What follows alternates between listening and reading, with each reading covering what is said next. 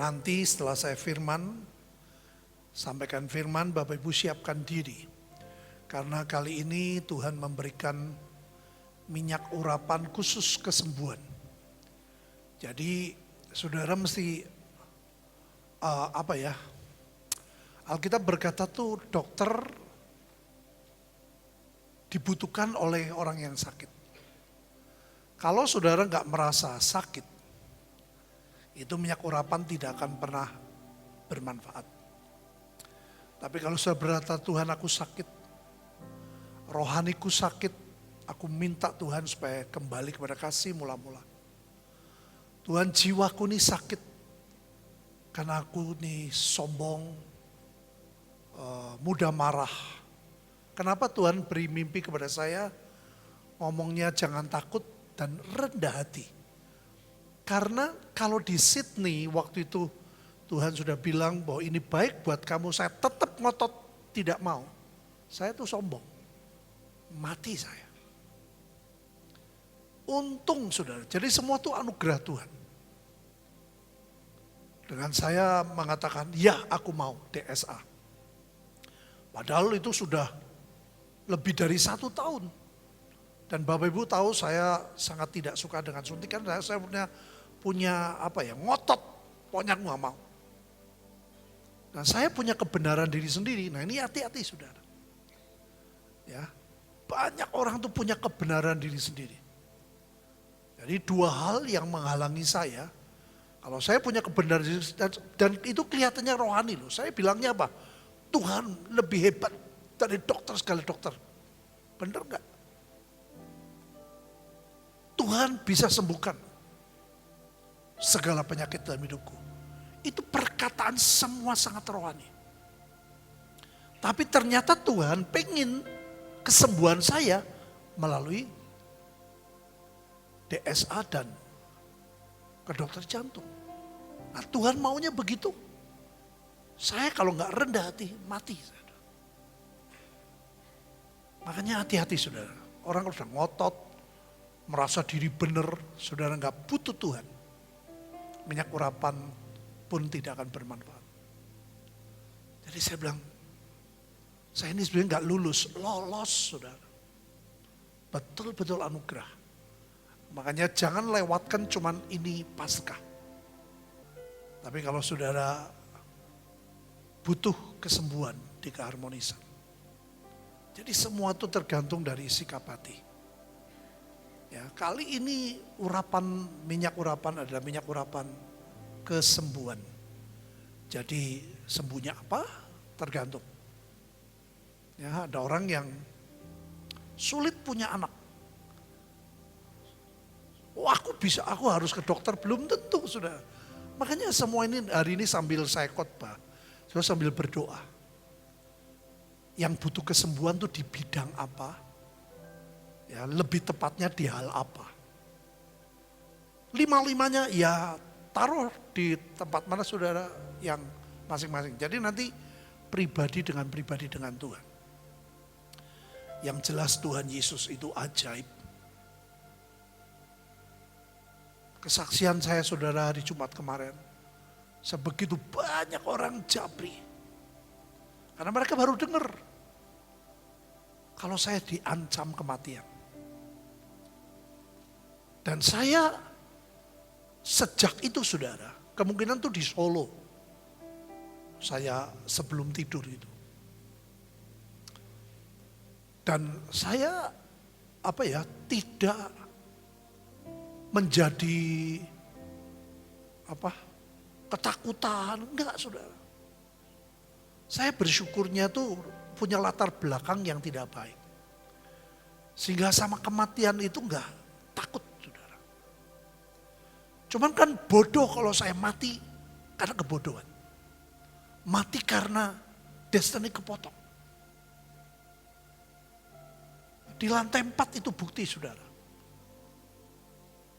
Saya betul-betul bisa dari ketakutan yang luar biasa berubah.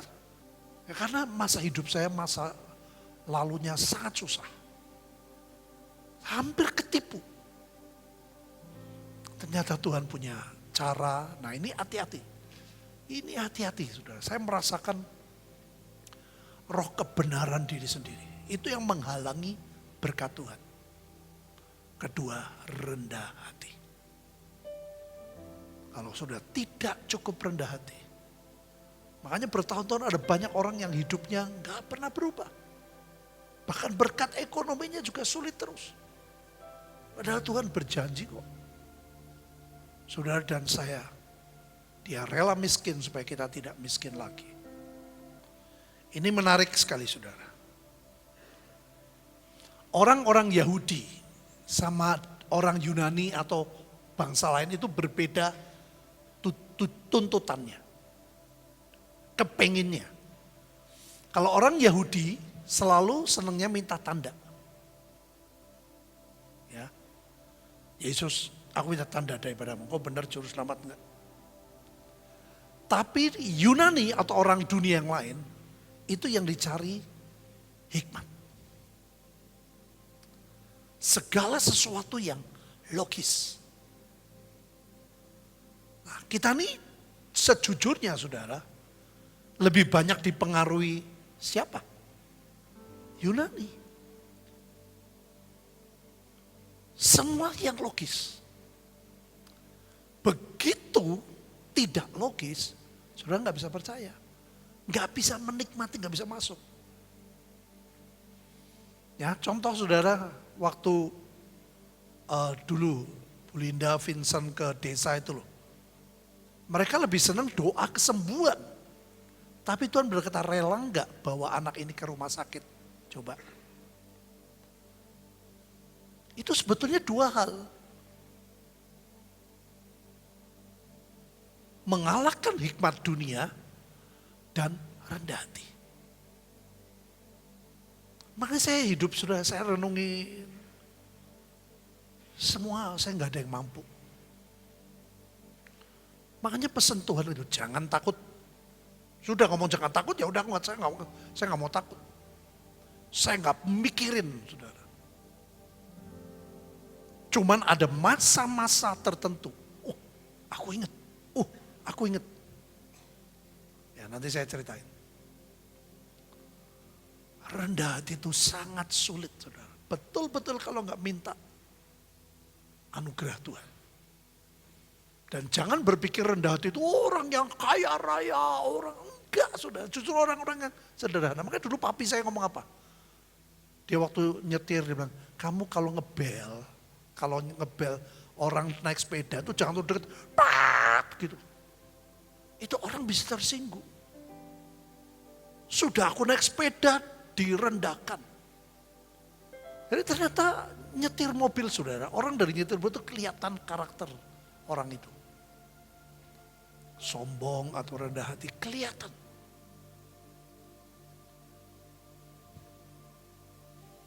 Makanya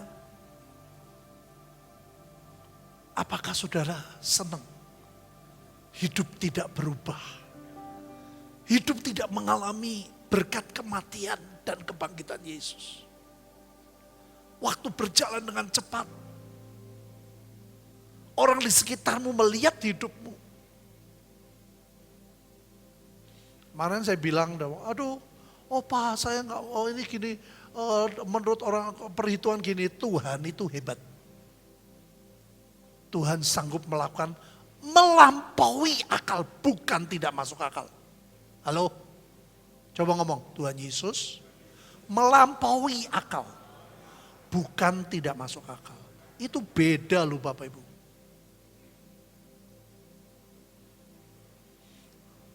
Tetapi kami memberitakan Kristus yang disalibkan.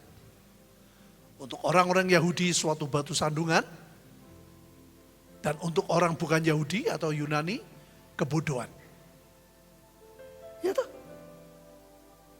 Doain aja enak. Tuhan bilang, boleh lihat telepon. Ini gimana Tuhan bilang suruh ke rumah sakit. Ya sudah. Nanti kan biaya Tuhan yang urus. Mengajarkan. Kalau Yesus itu pribadi. Bukan hanya mengajar tapi memberikan kemampuan. Kuasa. Loh aku kok bisa ya? kok saya ngampuni papa ya? Nah itulah yang membuat kita merasa tidak mampu. Semua karena anugerah. Semua karena kasih karunia. Yang mengerti katakan. Tetapi untuk mereka yang dipanggil, ini menarik saudara, baik orang Yahudi maupun bukan orang Yahudi. Jadi dua-duanya, siapa saja yang membuka hati. Kristus pertama adalah kekuatan Allah. Dan Kristus adalah hikmat Allah. Itu yang Tuhan berkata, jalanku dengan jalanmu beda. Cara berpikirmu dengan cara berpikirku beda. Waktu itu saya sempat goyah loh. Waktu dokter semua menolak operasi. Waduh, gimana ya? Tuhan bilang suruh dokter, kan pas pandemi toh. Ajaib, ada satu dokter di Karyadi. Dia rela, dia siap untuk mengoperasi anak itu. Jadi kadang-kadang pertolongan Tuhan kelihatan, waduh gak mungkin. Tidak pernah terlambat. Percayalah saudara. Penulis Amsal dia gak ngerti apa yang dia ucapkan. Karena memang Yesus belum jadi manusia. Mereka belum mengerti siapa itu firman. Tapi mereka tidak sadar ngomong, itu ngomong tentang Tuhan. Tuhan telah menciptakan aku sebagai permulaan pekerjaannya. Ini yang saya katakan pengejawantahan. Bukan ciptaan biasa. Saya dengar hari Jumat lalu, inilah Tuhan Yesus. Bapa membelah diri menjadi Yesus. Dua-duanya bentuknya sama, gedenya sama, semuanya sama, warna sama. Yesus bukan ciptaan seperti ini. Saudara dan saya saja itu lebih hebat dari malaikat. Ya, tumbuhan itu punya tubuh, binatang tubuh jiwa, manusia roh jiwa tubuh, malaikat hanya roh yang kuat, kadang-kadang dia jasmani. Tapi ini hebat saudara. Kita diciptakan melalui darah Yesus. Dan dengan darah Tuhan Yesus, grade kita naik. Kedudukan kita naik. Kenapa Adam kalah sama setan? Ya karena dulu Adam di bawah. Manusia nggak punya Yesus itu di sini. Saudara yang punya Yesus di atas malaikat. Halo?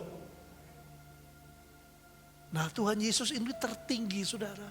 Ini kekal, Bapa, Putra, Roh Kudus itu kekal. Sebelum dunia ada, tiga-tiganya sudah ada. Bahasa ini bahasa untuk manusia. Karena orang sudah gitu. Ini telur sama ayam mana duluan? Waduh, orang tuh membuat pusing sendiri. Ya, jadi ini ajaib saudara, penulis dia nggak ngerti. Sebagai perbuatannya yang pertama-tama dahulu kala.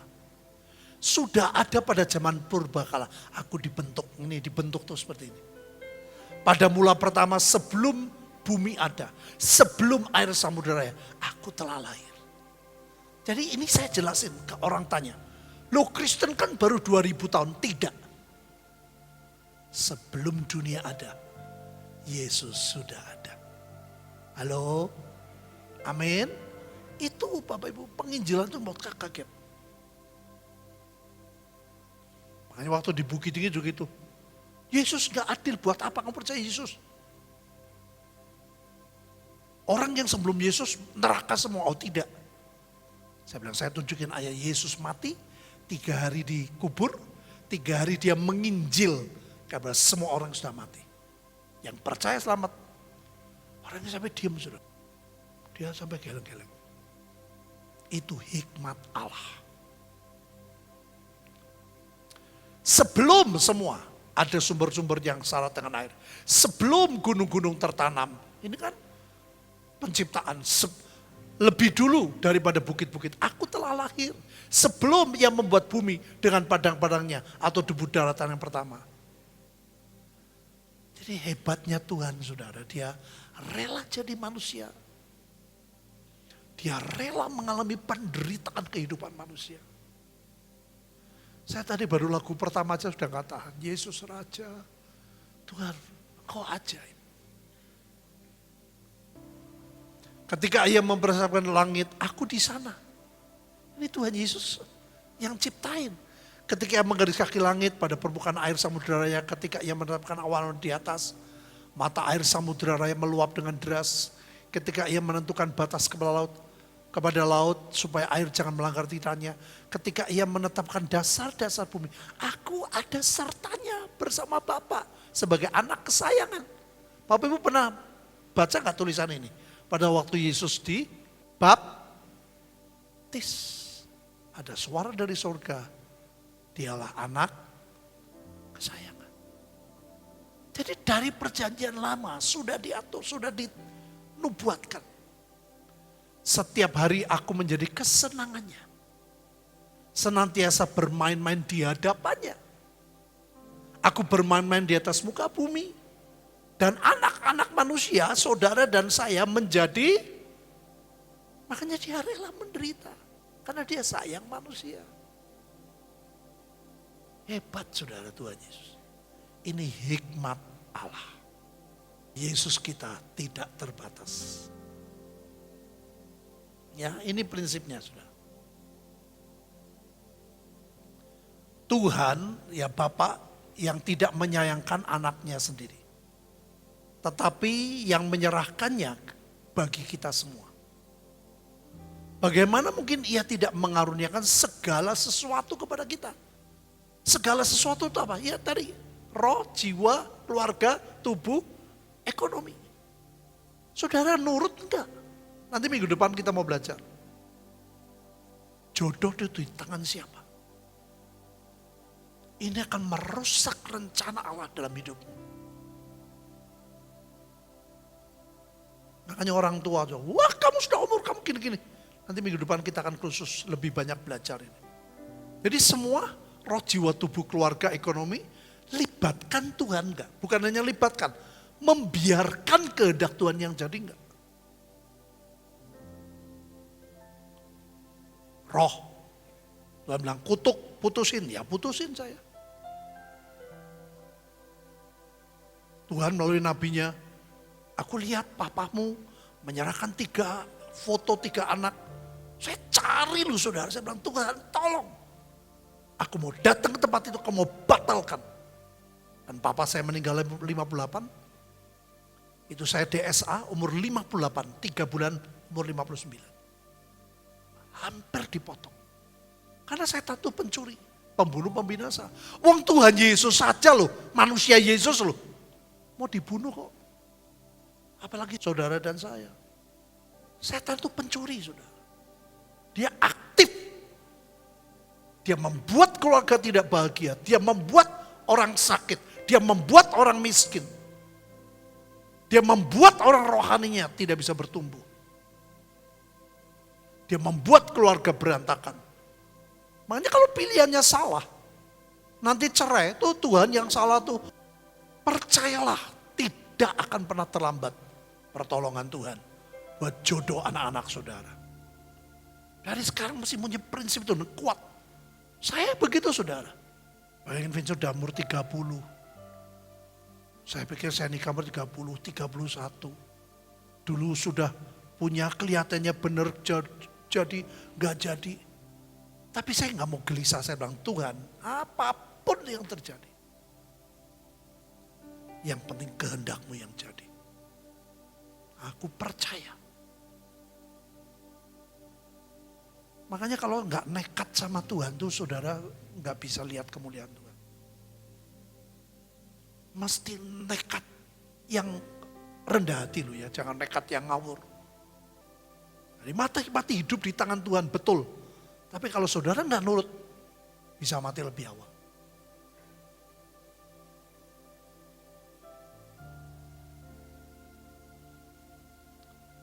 Ya, bagaimana mungkin ia tidak mengaruniakan segala sesuatu? Segala sesuatu apa? Roh, jiwa, keluarga, tubuh, ekonomi yang saya katakan komplit Bapak Ibu. Siapakah yang akan menggugat orang-orang pilihan Allah? Saudara ini orang pilihan Allah. Yang membenarkan mereka, siapakah yang akan menghukum mereka? Kristus Yesus yang telah mati, bahkan lebih lagi yang telah bangkit, yang juga duduk di sebelah kanan Allah, yang malah menjadi pembela bagi kita. Siapakah memisahkan kita dari kasih Kristus? Penindasan, kesesakan, penganiayaan. Nah, ini banyak orang gak suka saudara. Sebetulnya penganiayaan penindasan itu bukan selalu penderitaan yang seperti saya di China, belum tentu. Kemauan-kemauan kita, ngototnya kita, disalib mau gak? Dikikis mau gak? Karena itu unsur kesombongan. Setan itu dibuang karena sombong. Makanya kalau saudara sudah punya prinsip begini, aku gak mau gini. Nah itu sudah tanda-tanda. Makanya itu bisa anak sulung, seperti anak sulung di Alkitab. Dia gak ngerti hati Bapa, gak ada kedekatan. Pelayanan, berkarunia. Tapi Tuhan berkata, aku tidak mengenal engkau. Tragis, ironis.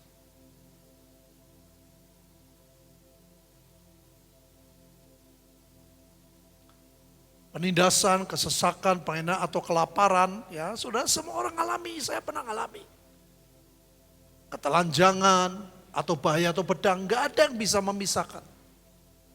Kasih karunia Tuhan lebih hebat dari keberadaan apapun, masalah apapun yang saudara dan saya alami, yang percaya katakan, kenali.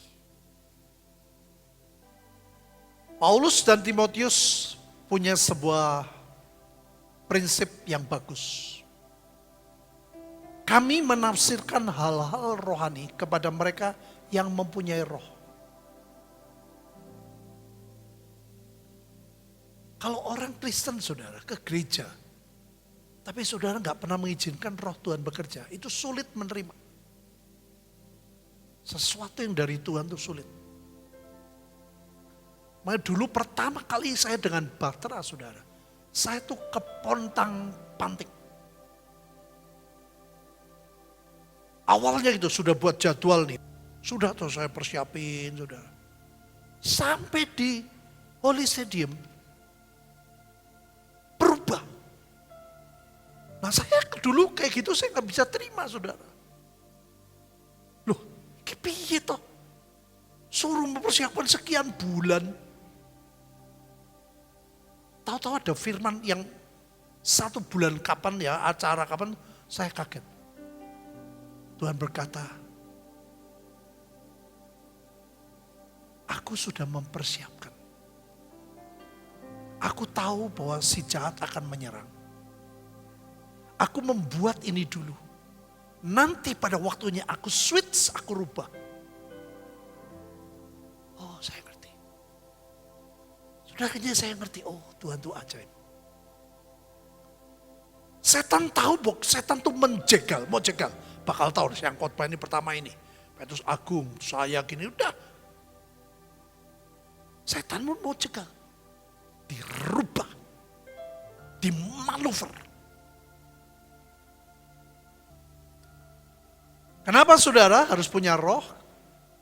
Kami berkata-kata tentang karunia-karunia Allah dengan perkataan yang bukan diajarkan kami oleh apa Bapak Ibu?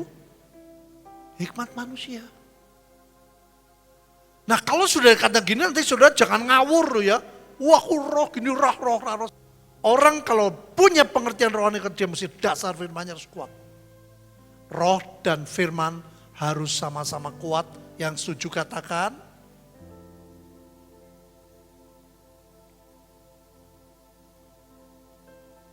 Tetapi oleh roh. Nah manusia duniawi tidak menerima apa yang berasal dari roh Allah.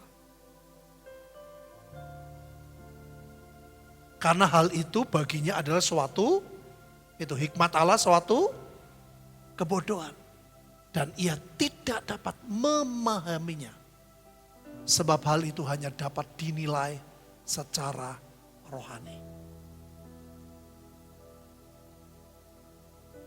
Tetapi manusia rohani menilai segala sesuatu. Ini luar biasa, saudara. Kalau hidup saudara sudah menjadi manusia rohani yang rela dipimpin Tuhan, saudara akan mudah menangkap apa yang Tuhan mau. Makanya ini yang paling bahaya tuh ya, orang yang merasa aktif, pelayanan, kerja di ladang Tuhan. Tapi Tuhan berkata, aku gak kenal. Ini sangat menyedihkan.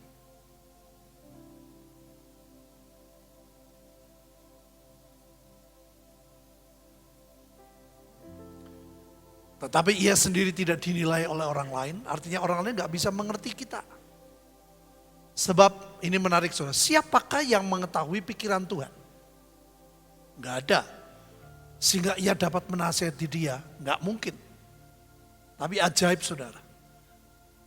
Tetapi kami memiliki pikiran Kristus, itu luar biasa. Orang yang memiliki pikiran Kristus itu nangkepnya cepat. Oh aku punya peka, dosaku di sini. Oh aku kelirunya di sini. Banyak saudara. Makanya dulu waktu Bu Linda tahu jodohnya Vincent siapa. Bayangin loh, saya sudah janji saya mesti ke Cirebon. Karena ada pengurus di Tegal yang anaknya nikah. Tapi tetap keputusan di tangan saya, terserah. Kata Kopet. Mau langsung ke Cirebon hari Sabtu itu atau ke Solo ketemu papa, mamanya Gibi.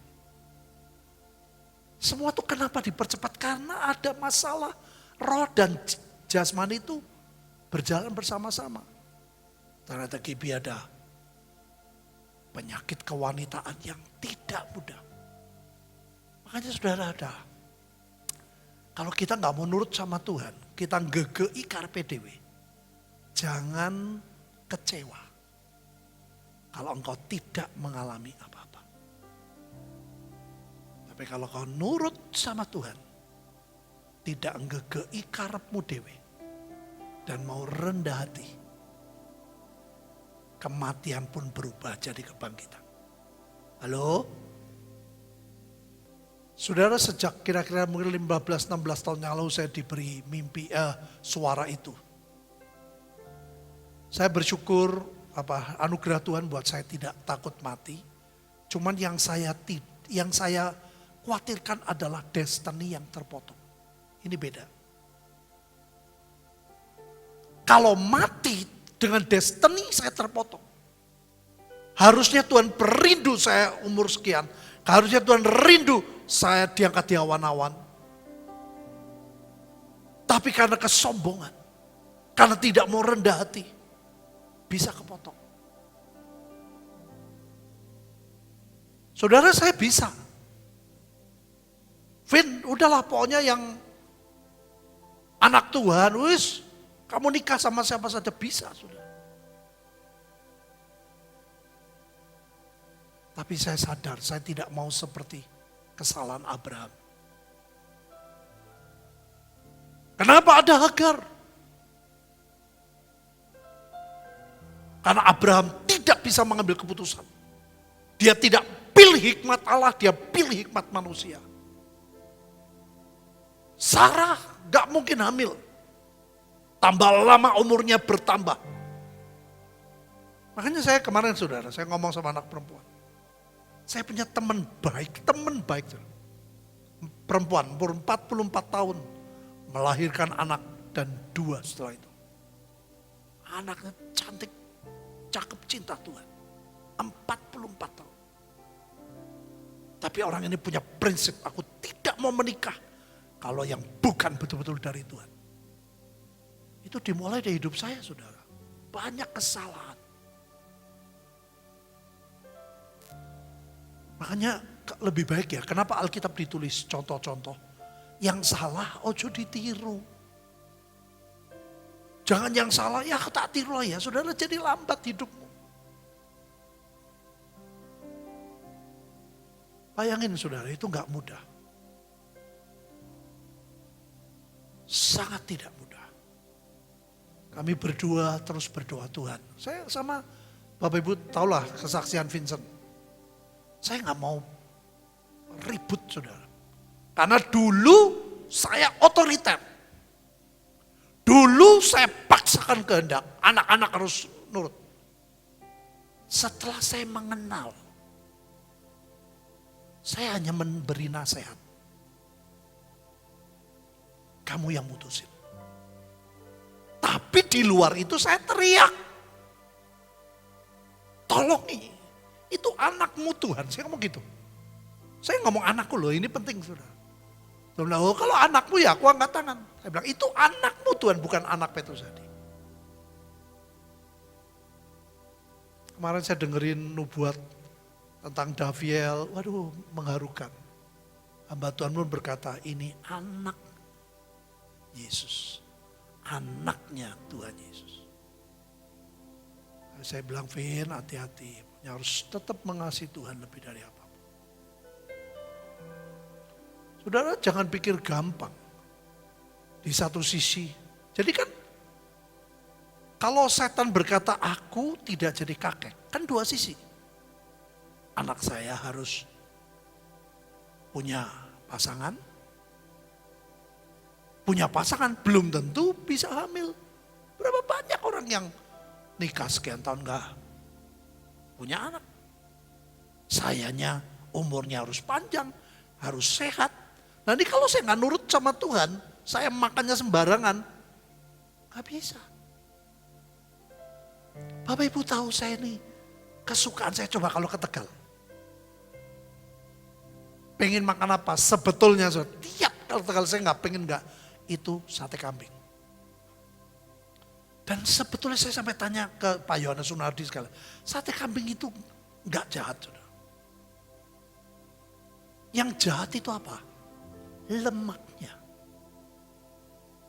jeroannya.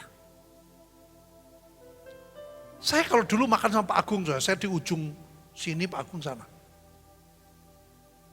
Saya makan sate kambing lebih banyak dari beliau. Makan sate tanpa lemak itu gak enak, saudara. Tapi saya belajar pilih. Saya mau beli tanpa lemak, tanpa jeroan. Jadi hikmat Allahnya saya lakukan. Saya bilang, Tuhan, aku ini hobi banget sama sate kambing. Coba tanya Bu Linda, sekarang tiap ke Tegal, tidak selalu. Tidak selalu. Apalagi ke Bu Linda khotbah, terserah yang khotbah. Aku maunya ini, ya. Nah itu belajar rendah hati itu gak gampang. Kalau saya tiap hari di Tegal, sebulan sekali kok. Dan itu kesukaan. Ini contoh loh, jadi kekristenan itu practical things sudah. Tiap-tiap hari ini hidup tiap hari kita. Saya bisa ngotot, saya harus. Kemarin dikasih tahu, Pak Daud punya pengalaman gini. Oh pantesan saya ini hobinya kecap. Nah dia kasih tahu, gini. Oh makanya teman saya di Tegal dulu kecapnya mahal, saya berani beli tanpa MSG. Sekarang ternyata kandungannya begini. Saya cek, dia bilang, oh saya nih kenal dengan pabrik kecap ini. Oh saya tahu, ya sudah saya terpaksa ganti. Saya cari, sampai sekarang mau cari yang lebih tepat. Ya kesehatan. Banyak orang, oh enggak aku berdoa, makan apa berdoa. Salah, doanya betul ucap syukur. Kalau memang kita tidak tahu itu mengandung apa, kita mengucap syukur, percayalah semua racun hilang. Amin. Tapi kalau sudah tahu itu tidak sehat, tetap dimakan, didoakan nggak bisa. Karena konteksnya, kamu jangan takut, kamu diracun, kamu itu penginjilan. Kalau nginjil jangan takut, saudara. Saya terakhir di Alor yang akar besar juga begitu, toto dulu, cetet kayak kilat. Saya pikir hujan, kok enggak ya? Saya terus jalan.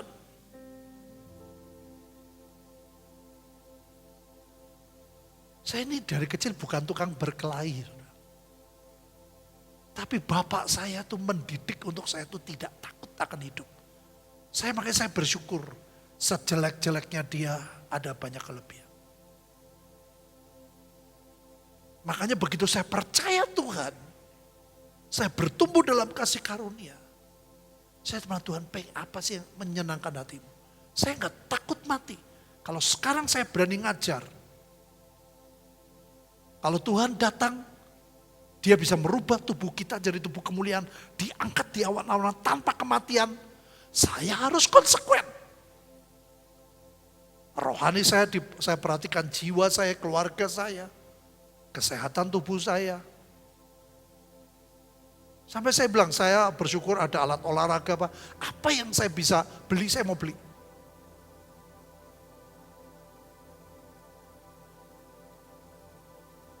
Jadi hikmat Allah sama hikmat dunia itu beda, Bapak Ibu.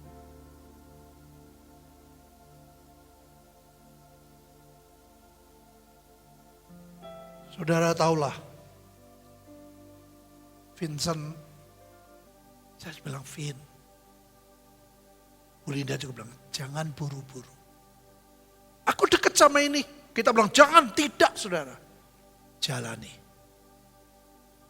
Tapi di baliknya saya ngomong, Tuhan kau lihat tuh, anakmu tuh lagi dekat sama itu. Kalau itu bukan kehendakmu, batalin. Itu caranya saudara. Jadi sama anaknya gak bertengkar, ngerti gak? Jalani. Aku gini-gini, jalani. Tapi di baliknya, Tuhan kau lihat. Hikmat Allahnya yang saya utamakan. Saya bersyukur dengan Ibu Linda. Pengasingan. Hari kedua Tuhan beritahu. Nanti 4 bulan lagi. Aku akan beritahu siapa jodoh anak. Jadi saya gak mau sembarang perempuan. Dicek aja, subur gak? Subur, dah kawin. Enggak mau saudara, benar-benar harus kehendak Tuhan. Nah pikiran manusia, kalau kehendak Tuhan pasti perempuannya subur, betul enggak? Ternyata enggak loh. Bapak Ibu tahu, begitu Bu Linda di sini dia ditepuk sama Tuhan. Kamu lihat ke depan, dia lihat penglihatan, Gaby ada di sini. Tuhan bilang itu nanti akan maksimal dan itu jodoh yang kuberikan buat anakmu. Langsung pulang meja makan saudara, itu bilang, papa, mama cerita sama Gaby. Saudara sudah langsung kan tadi suruh ke, saya batalin Bapak Ibu tidak ke Cirebon tapi ke Solo.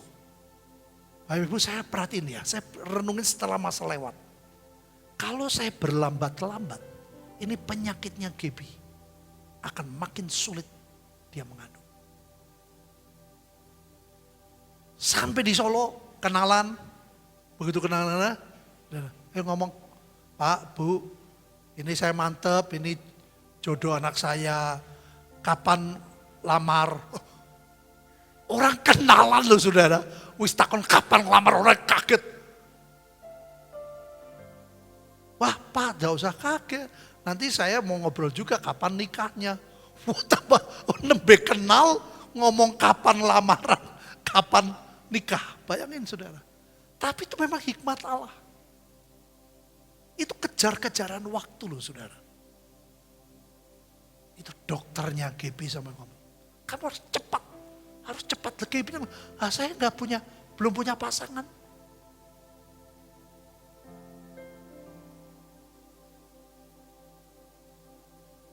Tapi luar biasa papanya Gaby.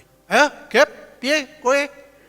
Jadi persis kayak Ishak sama Ribka tuh. Rib, piye Rib?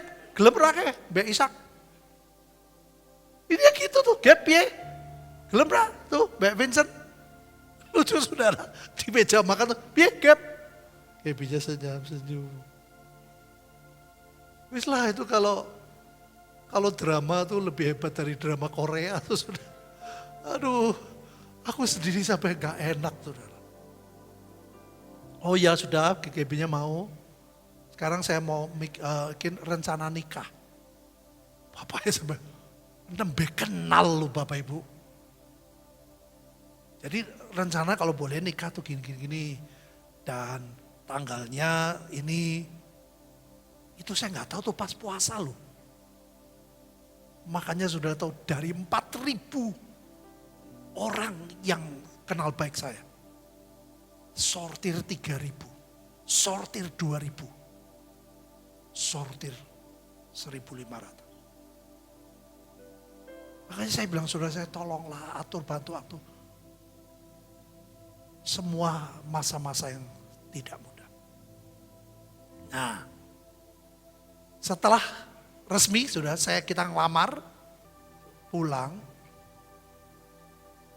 GB sama Vincent datang. Dia cerita bagaimana mantap gini. Ada berita yang mengagetkan saya. Tahu GB bilang, GB ini punya penyakit endometriosis. Saya nggak tahu, ternyata itu ada levelnya saudara. Ada yang level 1, 2, 3, 4 kalau nggak salah. Saya kan nggak ngerti. Sampai diobati dengan cara begini. Saya punya beberapa teman dokter kandungan. Saya cerita saudara. Begitu kan saya dengar gitu kan saya begitu cerita, loh, itu tidak menjamin loh bisa hamil. Coba bayangin. Jodoh dari Tuhan. Dan Tuhan bilang, setan mau membuat saya tidak jadi kakek. Setan sudah bilang saya tidak akan lihat cucu. Kan saudara gimana? Wes Vin, bubar aja Vin. Nggak jadi nikah. Tidak. Kami tetap percaya. Tuhan Yesus ajaib. Amin Bapak Ibu. Sampai dokternya GB bilang, kamu jangan lama-lama loh. Kamu harus cepat menikah. Kalau kamu punya anak begini-gini.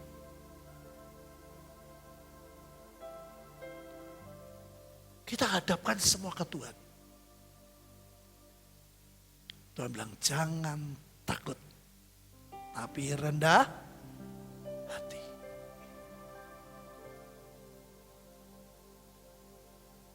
Saudara tahu hikmat manusia muncul nggak? Muncul. Saya bilang sama Bu Linda.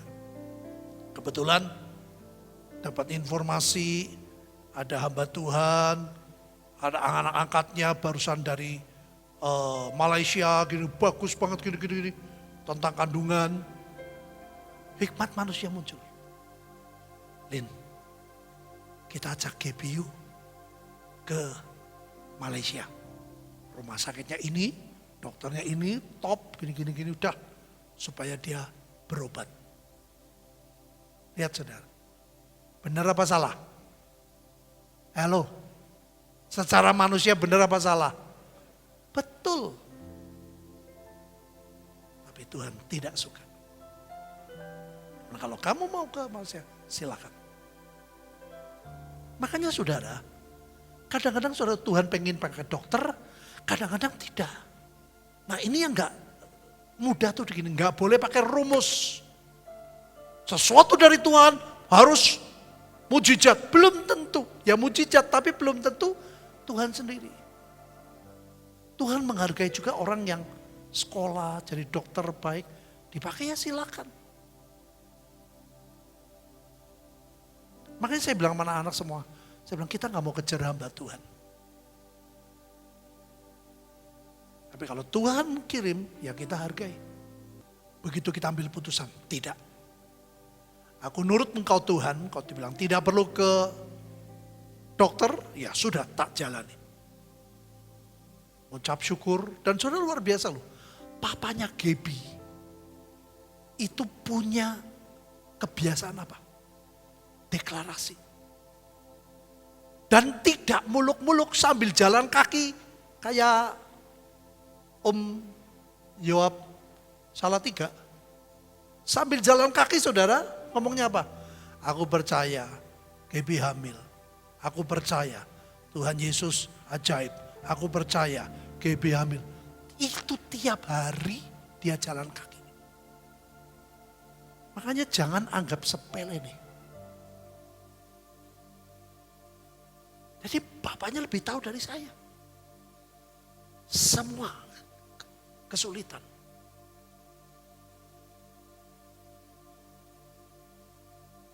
Saudara, saya cerita sampai di sini bisa merasakan enggak betapa hebatnya Tuhan Yesus. Tapi jangan lukai dia. Jangan lawan, kalau bisa jangan melawan saudara. Saudara akan melawan dengan kesombongan yang kau tidak sadari. Coba Tuhan pakai orang ini. Ayo Pak Hadi, kapan DSA? Udah Bapak tinggal datang aja. Aneh, siapa yang ngerayu? Itu Tuhan. Kalau saya tidak rendah hati, tidak. Aku percaya Tuhan yang menjaga jantungku. Saudara tahu waktu dokter jantung yang terkenal di Singapura, waktu dia lihat, dia saya jelasin loh. Itu saya kan penyempitan karena genetik. Kalau ada kotoran aja sedikit, mati.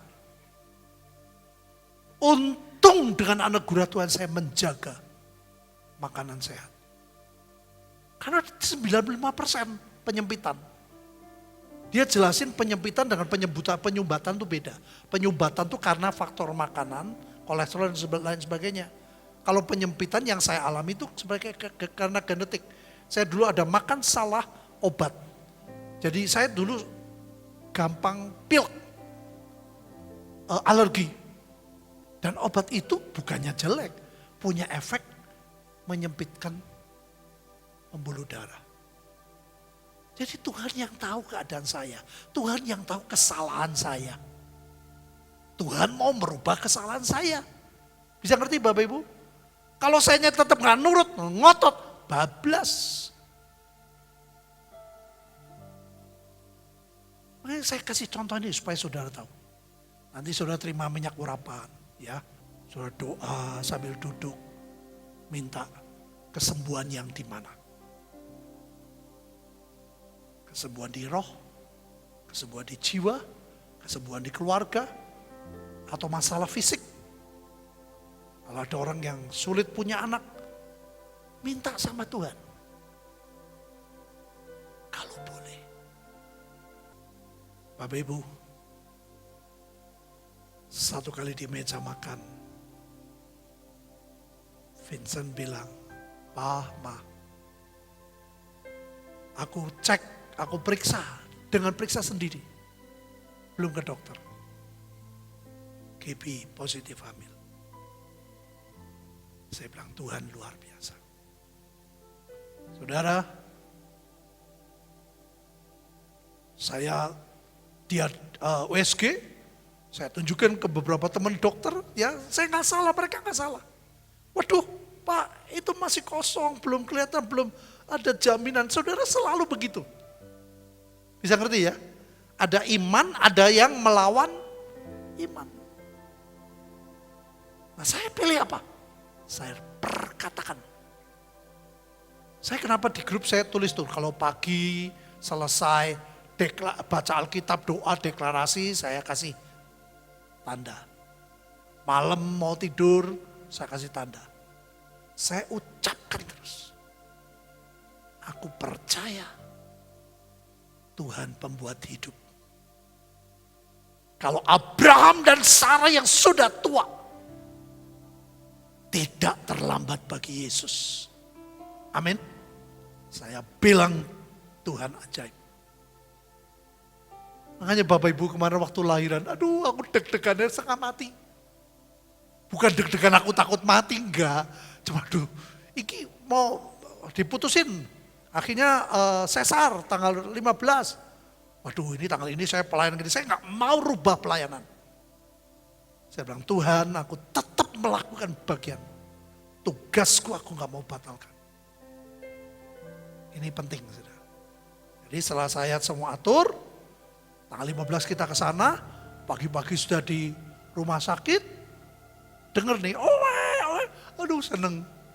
Saya gak kepikiran tuntutan setan? Enggak, saudara, sudah Tuhan semua dah. Waduh, seneng. Sudah gitu, sudah selesai. Sampai jam 12, diberita dari pihak rumah sakit, anaknya tidak boleh ditunjukin, bapaknya pun gak boleh datang. Karena ini lahir sesar, dokter ini mempelajari saudara, ini bagus banget. Jadi orang kalau sesar kan lebih awal dari HPL. Itu kalau dia kena virus apapunnya itu bahaya buat masa anak mati gedenya. Jadi lebih baik dia masuk recovery, masuk ruang steril, sampai semua adaptasi, adjustmentnya dengan cuaca, dengan lingkungan segala macam. Nanti kalau sudah 7 jam, baru dia ketemu dengan ibunya. Latihan mimik. Baru dengan kita. Sudah dari pagi sudah jam 12, balik ke hotel, makan dulu. Ya itu, jalani. Kadang-kadang Tuhan membuat deg-degan. Kayak saya lagi di Cina. Sudah dikasih paspor semua, go to hell. Ngomong hotel kok orangnya bisa nyebutnya hell. Coba lihat. Saya bilang Tuhan tuh kadang-kadang seneng kayak gitu saudara. Makanya ojo ngamuk baik Tuhan. Nanti saudara rugi sendiri. Dia bilang yaudah yuk kita pulang. Relax aja kita makan. Aja betul sore saudara. Sore datang semua bisa di dalam. Aku mesti keluar belajar. Lagi mimik. Ya aku di luar. Saudara, Tuhan tuh ajaib. Ketemu dokternya. Jadi saya tanya. Percayalah Tuhan tuh ngaturnya dengan ajaib. Kalau nggak masanya mimi ya semua kan ibu-ibu sama Vincent tok. Saya di luar. Saya diem aja nungguin. Aku pengen lihat ketemu cucuku. Dokternya nongol. Jadi aku tanya ini. Dokter yang jelasin. Saya ingin beri yang terbaik. Makanya kita semua keluarga pakai masker. Kenapa Bapak Ibu? Karena Tuhan memikirkan sampai masa depan. Amin. Jadi bukan nanti saudara, gak boleh juga. Karena bukan itu saudara. Karena memang itu perkembangan ilmu kedokteran. Dan dia memikirkan masa depan anak itu yang terbaik. Kalau kita kan nurut, enggak bisa. Ini anaknya, ini Vincent, aku bapaknya. Aku mau ke... Saudara silakan. Tapi kita belajar rendah hati. Gelinding wae, maka Tuhan dipermuliakan.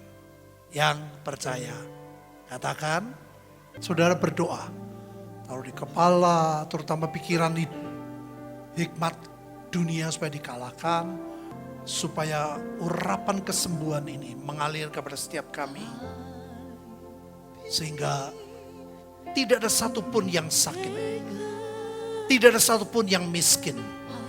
Semua kami diberkati seperti Abraham. Tuhan, aku percaya Engkau ada di tengah-tengah kami. Bersama malaikat-Mu kami menyembah Engkau. Engkau Tuhan yang janji akan datang kedua kali. Menjemput kami di awan-awan. Kami mau Tuhan dipulihkan segala sesuatu. Sebelum Engkau datang, roh jiwa tubuh kami dipulihkan. Keluarga dan ekonomi kami dipulihkan. Katakan bersama saya, Tuhan Yesus, aku percaya, aku terima roh kebangkitan. Tuhan Yesus, hari ini aku terima roh, jiwa, keluarga, tubuh, ekonomiku dipulihkan, tidak bercacat celah. Aku percaya kasih karunia, anugerah Tuhan yang tidak terbatas mengalahkan seluruh kelemahanku, seluruh kejelekanku. Aku percaya roh mujizat sedang terjadi di dalam hidupku dan keluargaku. Hari ini roh kami sembuh, hari ini jiwa kami dipulihkan, hari ini keluarga kami jadi harmonis, hari ini tubuh kami disembuhkan, Hari ini ekonomi kami diberkati. Tidak ada orang miskin di antara kami. Kami terima berkat ini demi nama Bapa, Putra, dan Roh Kudus. Nama di atas segala nama, Tuhan Yesus Kristus. Yang menerima dan percaya, katakan amin.